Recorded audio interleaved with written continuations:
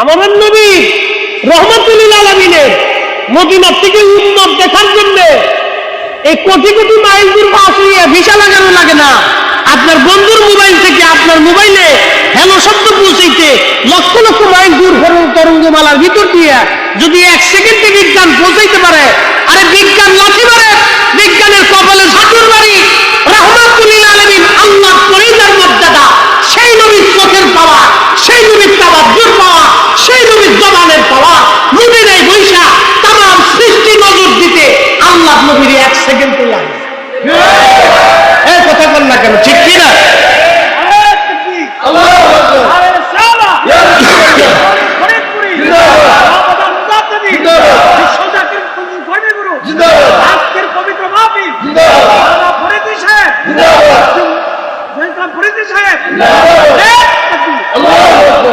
অনেক বাইরে প্রশ্ন করে দিয়ে নবী সালাম আলাইকে বললে কি নবী দেখে নাকি? ওরে কানা কুতাকা, ওর তো নিজের ইমান এখনো মজবুত হয়েছে না। ওর মোবাইলের প্রতি ইমান আছে কিন্তু নবীর প্রতি ইমান নাই। ওর ইমান গেছে মোবাইলের ভিতরে, ঠিক আল্লাহ রসুলের প্রতি ইমান নাই। ওর ইমান গেছে বিজ্ঞানে কিন্তু নবীর উপরে নাই। হাই হাই হাই, আল্লাহু আকবার। এটা আমি বুঝাইলাম আপনাকে একটা ছোট্ট চিন্তা থেকে, একটা ছোট্ট চিন্তা থেকে, থিম থেকে আপনাকে বুঝাইলাম। আমাদের কাছে ভুরি ভুরি দলিল আছে। এখানে প্রিন্সিপাল হুজুর বসে আছেন, উনি কিন্তু একজন একটা মাদ্রাসার প্রিন্সিপাল। মারহাবা বলেন। শেখুল হাদিস হুজুর বসে আছেন, দলিল অভাব নাই। আমার বাসা ওই 38টা হাদিসের কিতাব আছে, দলিল কত লাগবে? দলিল হাজারে হাজারে আছে, কিন্তু অনেক দলিল বুঝবার চাই। এই জন্য বিজ্ঞান থেকে একবারে সহজ ভাষায় থেকে বোঝানোর চেষ্টা করলাম। সারা রাত দলিল লাগে।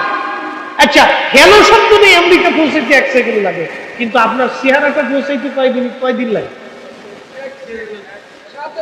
কথা কর না। আচ্ছা, ভিডিও কনফারেন্সের মাধ্যমে প্রধানমন্ত্রী যখন কথা বলে তখন 64 জেলায় প্রধানমন্ত্রী কথা বলে। প্রধানমন্ত্রী একজন, কিন্তু কথা চলতেছে 64 জায়গায়। টেলিভিশন কয়টা? টেলিভিশন ভবন একটা। এক জায়গা থেকে নেটওয়ার্কে সারা বাংলাদেশের হাজার হাজার টেলিভিশনে চলতেছে। Mobile, crore crore mobile. আমার একটা ওয়াজ আমার পেজে ছাড়া হলো অন্তত লক্ষ লক্ষ। আজকে একটা ওয়াজ 2 দিনে 1 কোটি ভিউ হয়েছে। 1 কোটি মানুষ একটা পেজ থেকে 1 কোটি মানুষ দেখছে। আলহামদুলিল্লাহ। আরে একটা পেজ থেকে যদি 2 দিনে 1 কোটি মানুষ ওয়াজ দেখে, আমার নবী রাহমাতুল লিল আলামিন একা হবে। সৃষ্টির এমন কোনো জায়গা নাই যেখানে নবীর নজর মুবারক না যাইতে পারে। এই ছোট্ট জিনিস বুঝাইতে বুঝাইতে আমরা বৃদ্ধ হয়ে যেতেছি। কোন মুসলমানদের অনেকের বুঝাইতেই পারে, বুঝে যাওয়াটা জরুরি। বুঝে যাওয়াটা জরুরি। আপনি কওমি হতে পারেন, আলিয়া হতে পারেন, তবলিগ হতে পারেন, দাওয়াত ইসলামী হতে পারেন, কাদরিয়া হতে পারেন, চিশতিয়া হতে পারেন, নকশবন্দিয়া হতে পারেন, মুজাদ্দিদি হতে পারেন, আটত্রিশি হতে পারেন, শশিনা হতে পারেন, পুরপুরা হতে পারেন, জোনপুর হতে পারেন, শ্রীকোট হতে পারেন, ফুলতুলি হতে পারেন, কান্দা হতে পারেন, মানিকগঞ্জ হতে পারেন, সরমনাই হতে পারেন। বাংলাদেশের যত দরবার আছে আপনি যে কোনো দরবারে ভিড় মাসিকের মুরিদ হতে পারেন, কিন্তু আল্লাহ কয়জন? আল্লাহ কি কোন দরবারের না? সবার। রসুল কাদের? কথা কর না, রসুল কাদের? সবারই রসুল। তো বিশ্বাস করলে রসুলকে একভাবেই করত। কথা কর, ঠিক কিনা? একভাবে করত।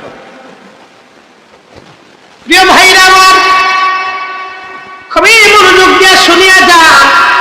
সূর্যের কথা বলতে বলতে বহু দূরে চলে গেলাম বাজান।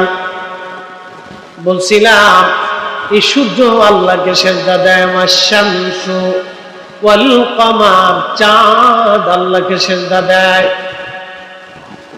সুনান বাইহাকি শরীফের ভিতরে দুঃখিত দালাইলুন নবুওয়াত বাইহাকি, ইমাম বাইহাকি একটা হাদিস লেখেন। বাজান, একদিন হযরত আব্বাস রাদিয়াল্লাহু আনহু নবীজির কাছে আসছে। নবীজির আপন চাচা আব্বাস রাদিয়াল্লাহু আনহু বলেন, ইয়া রাসূলুল্লাহ, ছোটকালের একটা দৃশ্য আমি দেখে কালিমা পড়তে উদ্বুদ্ধ হয়েছি। চাচা যান বলেন, দৃশ্যটা কি? হযরত আব্বাস রাদিয়াল্লাহু আনহু নবীজির 2 বছরের বড় ছিল। আল্লাহর নবীজি সাল্লাল্লাহু আলাইহি সাল্লামকে চাচা বলেন, ওগো নবীজি, আমি তখন ছোট, আপনাকে দেখার জন্য গেছি। আপনি তখন দুনিয়ার ভিতরে, দেখতে গেলাম আপনাকে। ইয়া রাসূলুল্লাহ, ইয়া হাবিবাল্লাহ, পূর্ণিমার চাঁদ চলতেছিল, পূর্ণিমার চাঁদ চলতেছিল, আপনাকে দেখার জন্য গেলাম। রাসূলুল্লাহ গো, দেখতে যখন গেলাম, আপনাকে যাওয়ার পরে দেখি আপনি দোলনার মধ্যে কেঁদে ফেলেছেন, আবার কিছুক্ষণ পরে আপনি হাসতেছেন। আর একটা আশ্চর্য বিষয় দেখলাম, আপনার কচি হাত আপনি যেদিকে নাড়াইতে লাগলেন, আমি আব্বাস দেখলাম আপনার কচি হাতের ইশারায় আপনার হাতের দুলায় দুলায় আকাশের চাঁদ দুলতে লাগলো, খেলতেছে। আকাশের চাঁদ আপনার হাতের ইশারায় খেলে দুলে। সুবহানাল্লাহ বলবেন? কে? না, চাঁদ। চাঁদ চাঁদ নবীজির হাতের ইশারায় খেলতেছে। নবী গো, চাচা বলতেছে, ইয়া রাসূলুল্লাহ, আমি বুঝতে পারলাম আজকে কি হিকমত বলবেন? নবীজি মুস্কি হাসি দিয়ে বললেন, চাচা যান, সত্য দেখেছেন, সত্য বলেছেন। ওগো চাচা যা, বাস্তব থেকে বলে যাচ্ছে আপনাকে, ওই দিন মা জননী আমাকে রেখে চলে গিয়েছিল। দোলনার ভিতরে আমি একা হয়ে গেলাম। একা হয়ে যাওয়ার একাকিত্বের কারণে আমি রাসূল ওই দিন কেঁদে ফেললাম। যখন আমি কাঁদছি, আকাশের চাঁদ আমারে সালাম দিল, আসসালামু আলাইকা ইয়া রাসূলুল্লাহ। চাচা যান, চাঁদ যখন আমার সালাম দিল, চাঁদের সালাম শুনে আমি নবী হেসে দিলাম। কিসে সালাম দিছে? বুঝে যায় কিন্তু চাঁদ কি আমার মামু বাড়ির কাছে? কত দূর? লক্ষ লক্ষ মাইল দূরের চাঁদ।